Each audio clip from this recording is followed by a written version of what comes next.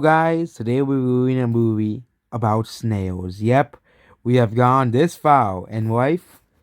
I've watched a bunch of weird movies before. Most of them are completely and utterly bad, and sometimes the concept of a movie is just so weird and so dumb, or a game that it's actually good. There's lots of good movies and games that came out of a weird concept, depth, and of course, it worked. But a lot of times it doesn't work because the concept makes absolutely no sense.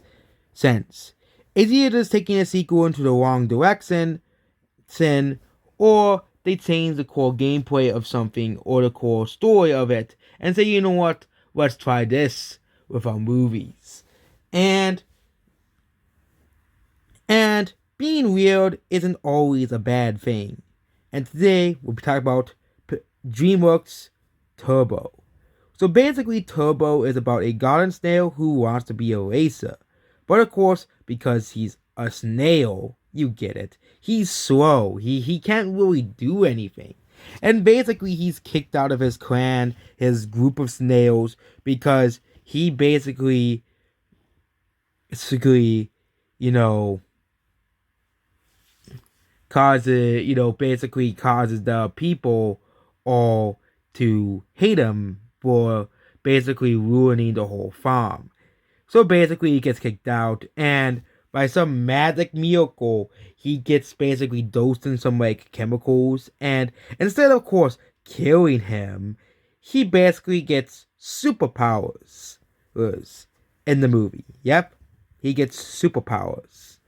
And basically, throughout the whole movie, he gets captured by these Mexican guys who basically run this taco stand. Yep. And basically, he is put with a bunch of snails because the one guy likes racing snails. Because, of course, there had to be a guy who likes racing snails. And basically, he meets this new group of snails who basically he wants to be of these. And of course, his brother, who also got kicked out of the clan, basically also got captured as well. And basically now they go to the Indy 500 and basically he wants to enter the snail into the race. And they enter the snail into the race and basically this guy who basically he looked up to is actually not a good dude. And basically he basically wants to sabotage him so he doesn't lose because he doesn't want to lose to a snail. And basically he still loses at the end, despite trying everything into his power, including severely injuring the main character, who was named Turbo.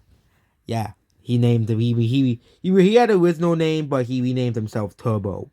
So basically, he heals at the end, and basically all the snails race at the end, which they don't show the race, which I kind of find that disappointing. They sort of at least shown that, but yep, this movie is also a box office failure. It also even got a game as well. This movie isn't really remembered by many people because of its weird and wacky concept. But overall, this is a pretty good underdog story.